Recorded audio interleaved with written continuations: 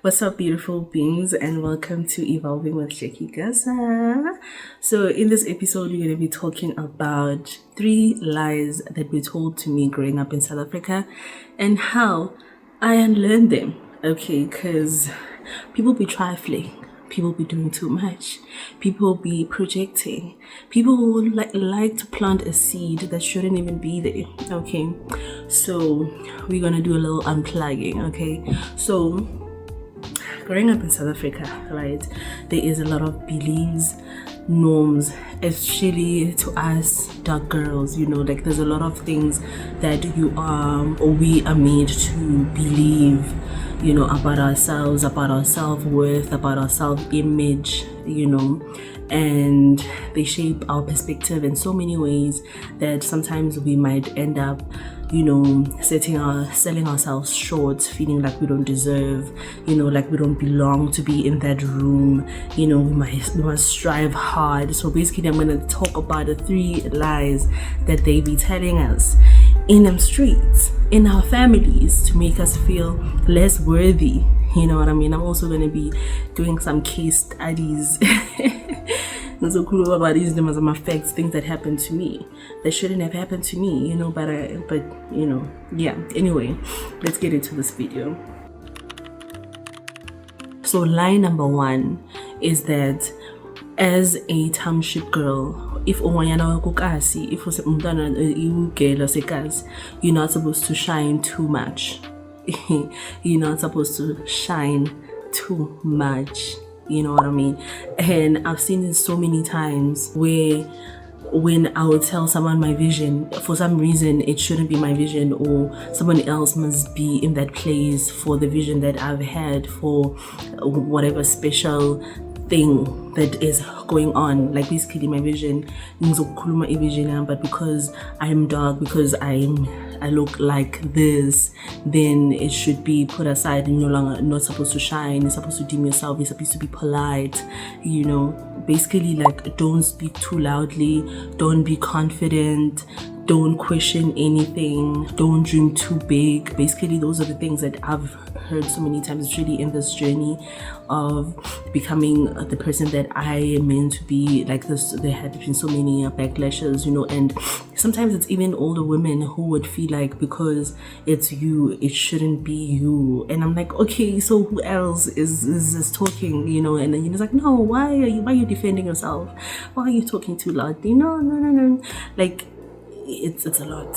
Sometimes confidence is seen as a disrespect. Like just because I'm confident, just because I'm standing up for myself, just because I'm not letting you bully me, just because I'm not letting you speak to me how you feel like you want to speak to me, just because I'm addressing you how you need to be addressed, and it's always out of respect. But umuntu, because you're confident, because you're addressing things the way you're addressing, umuntu would feel like, no, you are disrespectful, no, and then they'll start talking about age and all of these things. Like I've had so many situations where it's really with the organization that we have, which is a non-profit organization in technology, and we also host festivals, right? So you find I have had so many encounters with all the women that would feel like, no, I shouldn't be the one coming up with the initiative. And I'm like, but who else is doing initiatives for the youth? Who else is speaking for the youth? And when you speak, it's like, no, you're being disrespectful. No, you should not, you're too loud. No, like sometimes my husband would even have to defend me because I'm just like, as in, I don't have time for this. I don't have time for this. I just want to see things happening the way they're supposed to happen. How, and people will just now start investing their emotions and just start feeling good because they didn't have the opportunity. Now you shouldn't have the opportunity. Like guningi, and sometimes you need to dim your and try to fit in and try to work with everybody, even those that don't like you. Like you just have to work with them, and everybody just stuffed down your throat. It's not gonna happen, and you wonder what is that person bringing to the table, and most of the time it's nothing. It's a lot in South Africa, guys. How I unlearned all of this shrinkage BS they be trying to tell this like put on us, especially Tina Bodaki, is that I don't have to shrink, I don't have to dim my light for someone else to shine. at all. You don't have to dim your light for someone else to shine. That person is supposed to also shine in their own essence, in their own accord, in their own, aura. You understand? So just because Mina, I'm choosing to shine, does not mean with anybody else needs to dim their light. And people would go to an extent of, when I finish spotlight, and made me feel bad for wanting the spotlight. Of course I want the spotlight. Of course I have hey, my earrings like the spotlight too. Of course I have main character syndrome. Yes, I do have it. I like feeling like the main character, and letting everybody else shine in their own character. I mean, like, which character am I gonna be besides myself? So I'm the main character in my story, but people will make you feel like and in that spotlight, everybody else gets a spotlight. It's just like a spotlight, maybe say MC, host, speaker. Hey, people will have a problem. So I also realized that shrinkage just means that you're invincible. People don't want to hear you. People don't want to see you. They probably want to use your idea. They probably want to use what you have to bring to the table. They probably love your mind. They like how you speak. They like how you look. It's not like they have a problem with you. They have a problem with themselves. So it's a them thing. That's how I learned to do it. It's never about me. It's never about me, because it's a projection. It's like in the movie Inception, right? We have the dreamer, which is the person who is dreaming. So you cannot go into someone else's dream and become the main character. And that's one thing that I've also realized about people who shapeshift and be entering other people's dreams is that they think because they're in that dream, all of a sudden they have power and leverage. No, honey, if you're in my dream, I'm the main character and I'm the boss. Okay, so if I'm coming up with a vision, I'm coming up with a dream, I'm coming up with the concept, I'm coming up with all of these things, I want some credit. Okay, I want some credit over it, and it should be no. And people will have a problem with that because you're speaking out for yourself. People will want you to, no, don't do that. Be humble. Be humble. Be humble does not mean shrinking yourself. Number one, it does not mean dimming your light. It does not mean feeling small or letting someone else make you feel small. That's one thing that I had to unlearn, okay? It does not keep you safe at all. It does not, it's a comfort zone. People would love seeing you in your comfort zone. Then some people are scared of change. They don't want change. Like, there's a lot of projections out here. People are going through internal traumas and they need internal healing, okay? And if you're going to take their emotions and weigh it's going to give you a problem. So basically, how I also learned is that sometimes just speak up, speak your mind, right? So I do this when it comes to spirituality. I'm a straightforward person. If you're saying that you follow the Bible, I expect you to follow the whole Bible. Don't take some things and leave some things. Rather don't. If you wherever it is, so I also use my voice in content, hence we are having this conversation because I need to call out some people on a lot of BS, okay? And then we also have the business side, right? So the business side was very hard because you work with a lot of experienced people, expect, and sometimes it can feel overwhelming, honestly, with you. Obviously, these people actually probably know more than you have. They have the experience, okay? So having your voice be heard and having your voice matter or have value in a setting with, it's sometimes challenging. However, it comes with now not letting yourself shrink, not letting yourself dim your light, because your opinion matters. That's why you are in that room, okay? Period. Another thing I also realized that your light only threatens those who have not realized their own light. I'm going to repeat that. Your light only threatens those who have not realized their own light. So, because we are made from the darkness, all right?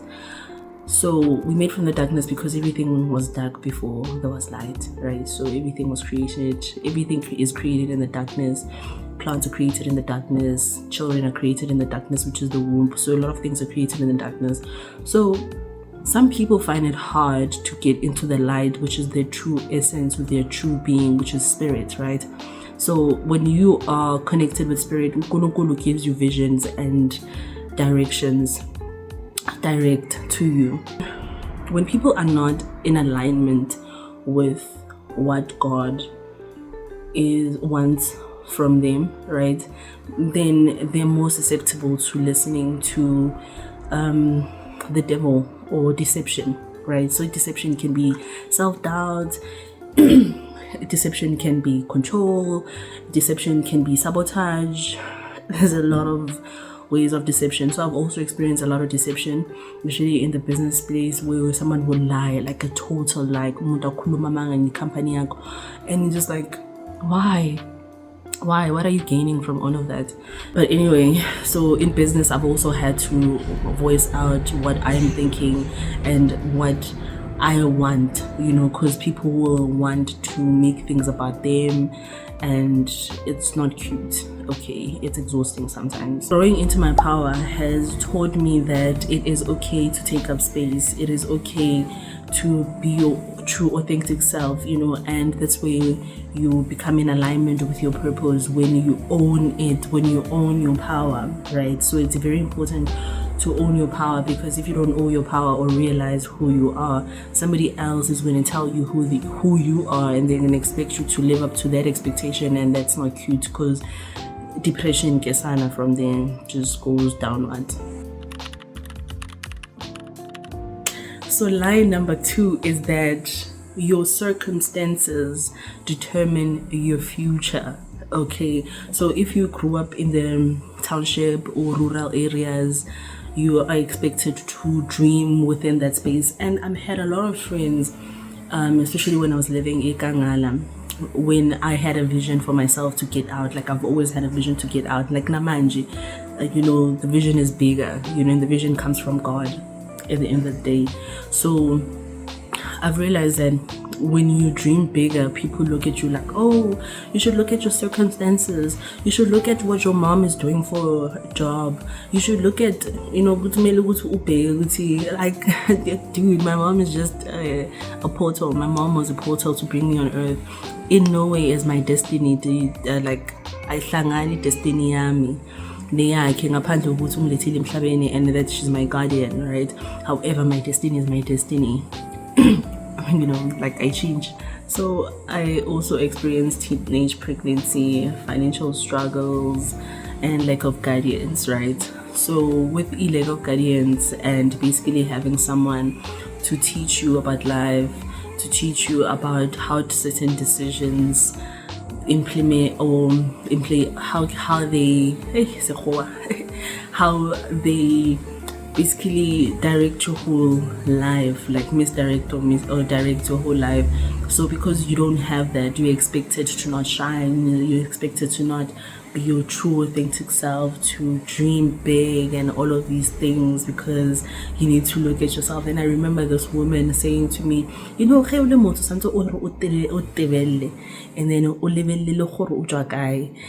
and I was like, no. I'm only focused where I'm going. Yeah. Anybody got time for that? Okay, anybody got time for that? And this one I experienced from my family, right? Just because you made a mistake, it's supposed to define your whole life. Like, I remember everybody's just defining my life with teenage pregnancy. With, oh yeah, now you guys are a child. What you mean? What you mean? I'm not gonna, just because, like, Unkulunkulu doesn't allow certain things to happen to teach you and guide you into becoming your most authentic and most powerful self. Like, Tina Bantu of the light, we never see obstacles as a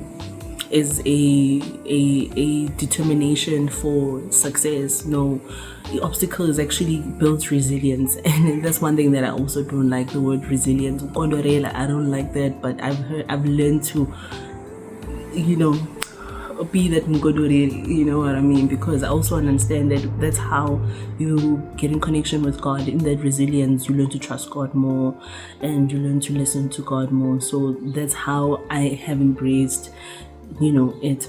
So how I unlearned all of that, not let people's projections become my identity, is that I learned ukuthi my past is not my prison, ukuthi ngikhulele kuphi nobani bokwenzakalani nobani kwangayenzakali ini washa wachima kwacima kwavutha hey sanisela hey there's nothing to do with where I'm going. Alright, it's just a curriculum, and I also used to treat it as a curriculum, and also being from Limpopo and living with my aunt, and also feeling misplaced within her household, in terms of understanding that she's my aunt and she has her own kids. I have a home where my mom is, and all of that. So that home misplacement also made me realize what he has in. Nothing is really permanent, right? Because living with her was not permanent, being with my grandma was not permanent, as now she has passed on, may her soul rest in peace. I understand. So I realized that a lot of things were not permanent. However, it was just circumstances, or not really circumstances, but okay, my mom one day like that's how I used to see it. Hey, this earring, that's how I used to see it. Man, it's not that deep. So basically, astrology, psychology, and spirituality also helped me understand myself way more, right? In terms of my thought process, how do I think, how do I feel, and how is it in alignment with other people, and do people align with who I am? And if not, what do I do about it? Do I set boundaries? Do I keep to myself? And I went into a hermit mode for 5 years. And isn't it dramatic? Like being atheist for 8 years. I was atheist for 8 years, and then now I've been in hermit mode for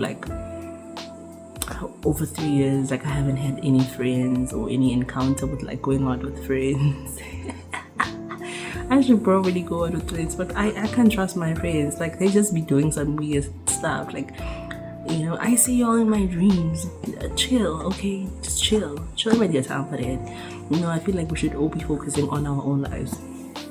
Honestly, because it's not it's not hectic, and you find most people who like monitoring, it's because they have so much in their lives that they would want to focus on somebody else's life and not want to deal with the internal and psychological things that they're dealing with. So you need to deal with what you need to deal with, okay? Yes, I say what I say. So basically, what I love about astrology is that it made me also detach from the person that I was, which is my lower self, which is my XXs, and reach for my YXs, right?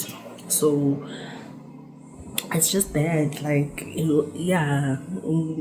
I'm looking forward to the person that I'm becoming than the person that I have been or was. I know that I look different also from last year, so I know that I'm going to look different in a year from now. Anyway, growing, at some point I couldn't wait to be 16. Now I'm over 26. Can you imagine? So life is going. I was talking to my friend the other day. I was talking to my friend the other day, and we're just reflecting. It's been like I think 9 years since we were in high school. So yeah, that's what's happening. Sometimes life passes us by without us realizing, and kids will actually remind you what life is not standing in one place. I mean, just not so long ago I was pregnant. Now our son is turning 2 years in a couple of weeks, so a couple of days actually. So how I also found my voice, right, is I built a non-profit organization, which is a holistic center, and I'm excited for what God is going to be doing with Alignment Holistic Center. I know I've introduced the channel as that before. It's because I was also still trying to find a base trying to find myself. But I think evolving with Jackie Gasa is perfect. We're gonna go with that for now. And then I also build a non-profit tech company. I'll post a short video somewhere here where you can also check it out on our website. I also wrote an ebook, The Cosmic Self. Check it out if you want to know anything about healing. So we're going to be using the book a lot on this channel to revert on and also help us with some techniques and all of these things. So it's also a love letter to my husband, because he has been, he has been my support from day one since we met. So I couldn't appreciate him even more. So yeah, I'm grateful for him, because even how we met in a place. I asked God to meet. I was like, God, can I would love you to love me through a human being. And he brought me my husband, and we look so alike. I'll post a picture somewhere here, but I feel like the way he loves me is how I wanted God to love me in human form. And I asked God to give me someone that looks like me, spiritually, emotionally, because I was tired of explaining myself. Sometimes it was explain, and you meet a lot of, so I feel like if I was specific, it would be someone like me. And I've seen sides to him that look like me, that I was like, yo, I had to really love myself. I had to really love myself, but I love him a lot. But anyway, we're not talking about my husband here. Yeah, and he has also helped me with the healing journey of basically just learning and unlearning, unlearning myself every single day, because it's a daily thing. It's not something that you just do once. Those thoughts come back every now and then. You just have to also be rooted in the Spirit of God, be rooted in the in the Word of God, so that you have something to counter, because the devil be doing the most. He's working overtime, because he wants his people to, yes. And I also had to learn that it's not that you don't have anything. There's nothing like not having nothing, because where there's nothing, there's always something, and where there's something, there's always nothing. There's always a duality. So in nothingness comes something, and in nothingness God created something. This earring, guys, nothing's will is stop soon. I don't know. Yeah, I want to go in there and come back, because where I put the earring, my son is in there, so he's gonna want mommy. Okay. So line number 3 that I learned is that asking for help is weakness. Especially South Africans, bruh, they will expect you to do everything by yourself. I'm not sure what you're going to uthokoza ukuzenzela wena, uthi ufuna i-spotlight, ufuna ukubonwa, ufuna ukushine, zenzele and uzozenzela, but either way, sometimes they would want you to pull up the whole project and take credit.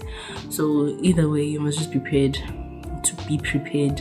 to forosa for the things that you want. You understand? Nobody's just gonna give and only receive a platter.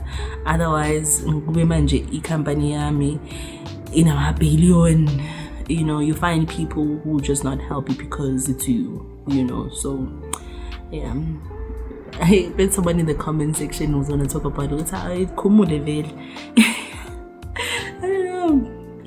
But there's one thing I realize in black communities will help you to will expect you to carry the weight by yourself. So one thing I also realized that vulnerability is seen as failure, right? Immediately when someone hears your emotion, or especially when they ask a vision and the purpose of why you're doing it, right, and you explain it plainly, this is why I do what I do. I love working with kids, I love working with youth, and then they start seeing that, it's really when it's so boring, honestly. manje akumelanga ukuthi ube ne-emotion to it. It's like I have to do it for some selfish reasons, but you also don't want me to do it for some selfish reason, so vulnerability is seen as failure most of the time. Go to are you really fighting for these kids that you don't know, that don't care about you? Hey, you should be worried about your life, about your kids, about your family. Why was far? Why won't and Mother Teresa? You understand? It's like, that's my vulnerable side. I care about people. I care. I want to see a better world. Is that a bad thing? But yeah, so one thing I also realized that we are taught we need to survive, we need to work hard, we're not given enough time to heal. You need to toughen up and serve and serve and serve. Even when you're asking for assistance, like, oh, sometimes it's just too much. It's like, okay, can I get to the people that actually get it, and the people that would wanna assist, the people who get the vision, you know what I mean?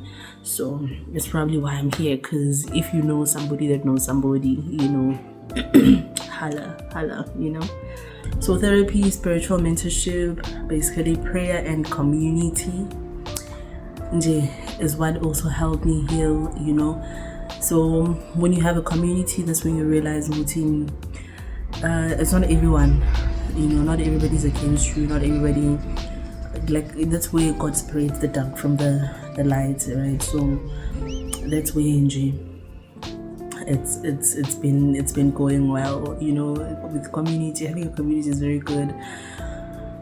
Yeah, community is very good for you, because you have people that will fight for you, and you have people that would speak up for you, so it's better with that way, unlike if you're just by yourself.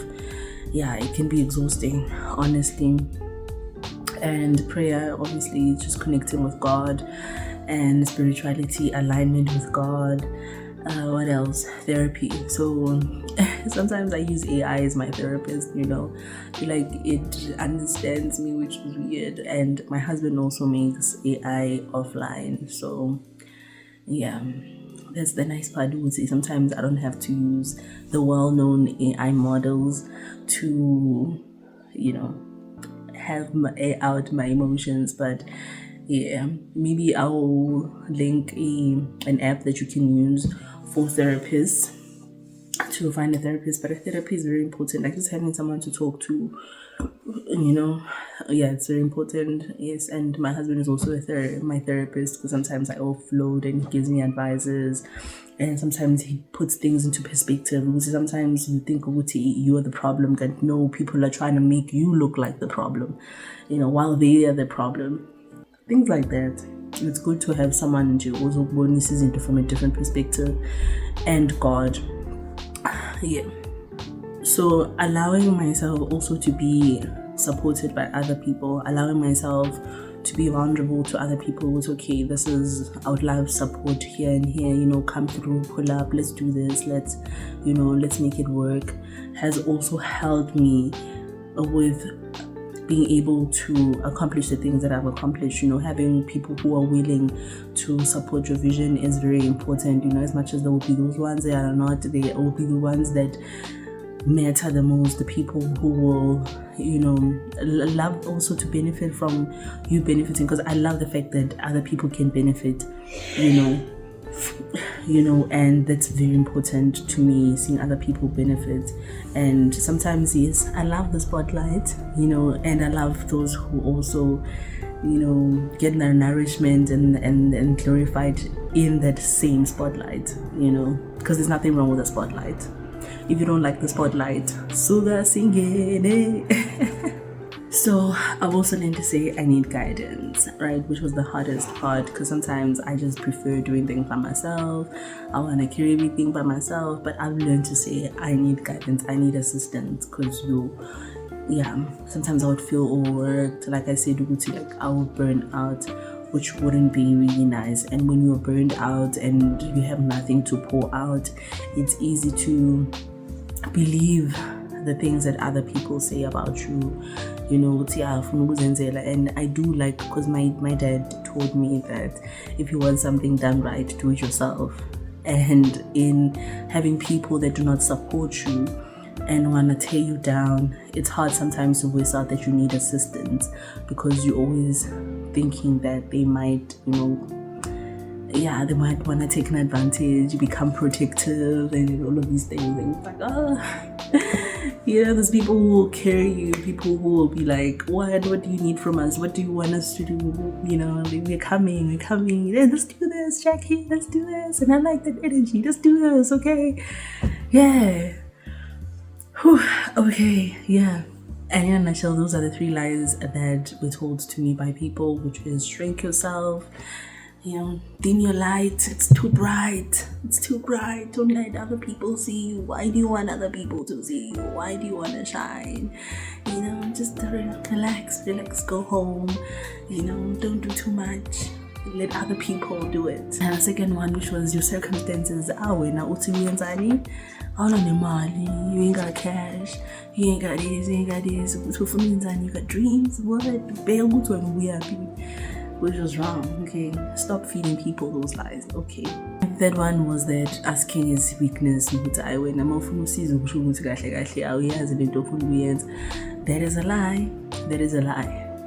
So in closing, basically there's a lot of beliefs that we're going to be unlearning also on this journey, of evolving with ourselves, because we cannot be the people that we want to be if we're still attached to the old versions of ourselves that have been programmed and channeled to think in a certain way. Okay, honey, we need to elevate our minds and elevate our spirits. And in that case, thank you so much for watching this video, and I hope to see you in the other videos. Love you.